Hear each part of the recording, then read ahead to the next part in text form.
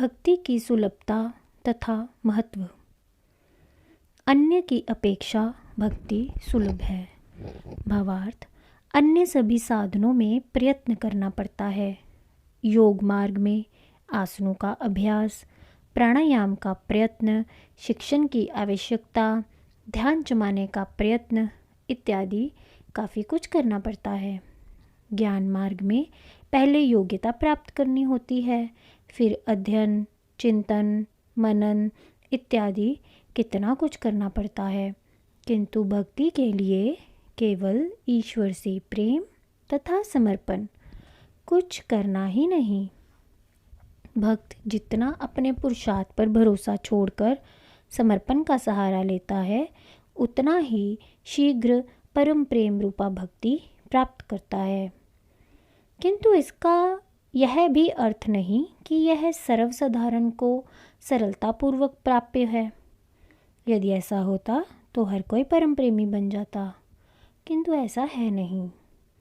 इससे पूर्व सूत्र में नारद जी स्वयं कह आए हैं कि प्रकाशते क्वापि पात्रे, कि यह कोई किसी विरले योगी पात्र में ही प्रकाशित होती है। साधन इतना सरल होते हुए भी यदि कोई नहीं करे तो इसमें साधन का क्या दोष? केवल मनुष्य में विश्वास का अभाव है।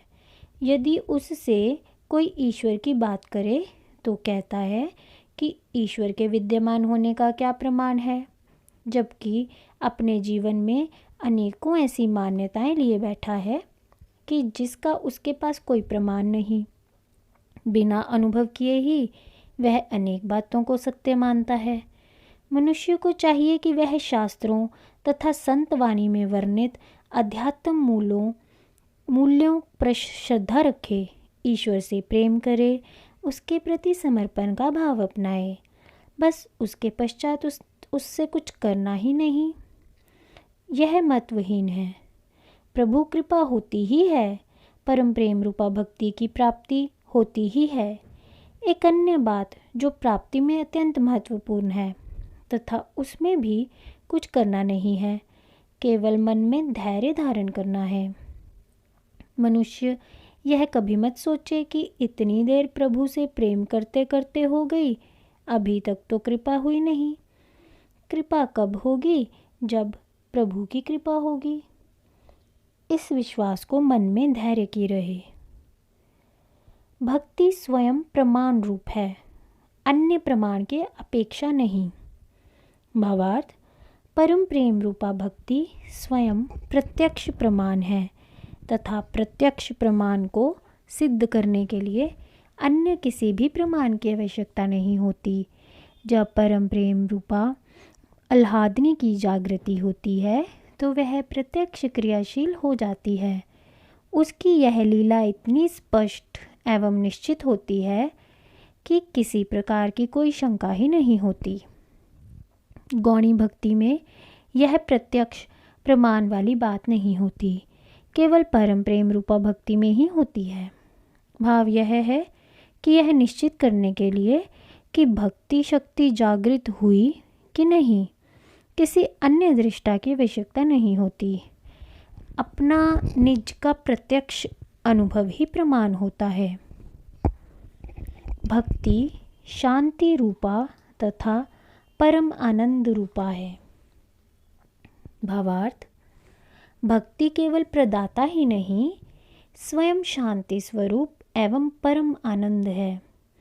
भक्ति शक्ति ईश्वरीय शक्ति है तथा ईश्वर के सभी गुण, लक्षण एवं प्रभाव उसमें विद्यमान है।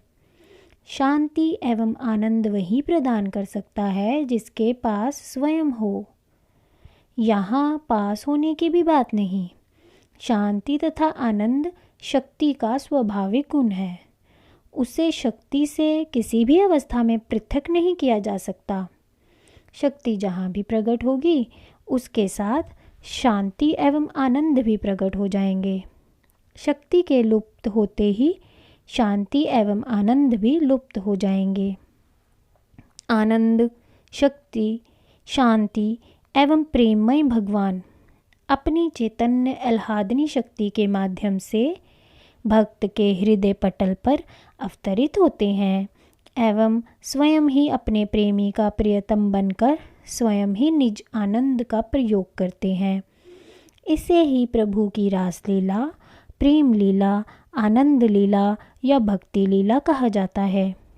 इस लीला के लिए भगवान का सगुण रूप में अवतरित होना आवश्यक है, क्योंकि निर्गुण तो कोई लीला कर ही नहीं सकता, ना प्रेम तथा आनंद प्रदान कर सकता है, ना भोग सकता है।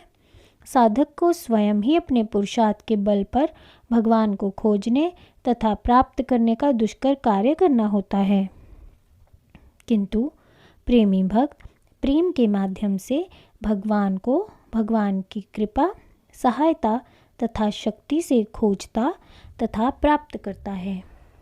एक और जगत के भोग हैं जो अशांति, दुख, कलेश तथा दुविधा के कारण है। दूसरी ओर भगवत शक्ति, शांति, आनंद तथा दुविधा रहित स्वरूपा है। जगत अभिमुखी शक्ति की क्रियाएं माया रूप भासित होती हैं, तो अंतर्मुखी प्रवाह भगवत शक्ति की क्रियाओं को लीला रूप बना देता है। तब कण कण में प्रभु ही नाचते खेलते दिखाई देने लगते हैं। हर ध्वनि में प्रभु की वंशी ही बजती सुनाई देने लगती है तथा प्रत्येक रूप तथा आकृति प्रभु का ही एक रूप दिखने लगता है। उपरोक्त प्रेम तथा आनंद जीव का अपना स्वाभाविक स्वरूप है, क्योंकि उसके हृदय में प्रभु ही आनंद स्वरूप में विराजमान है। संसारी जीव अपने स्वाभाविक स्वरूप से उदासीन होता है एवं जगत दुखों से अशांत बना रहता है। भ्रांति उसके अपने अंतर में होती है। जब तक भ्रांति है तब तक जगत में ही सुख खोजता है। प्रेमी भक्त अंतर में भ्रांति को निवृत्त करने के लिए अंतर में ही प्रभु से प्रेम करता है, अंतर में ही उसको प्रकट करता है एवं अंतर में ही उस प्रेम का आनंद लेता है।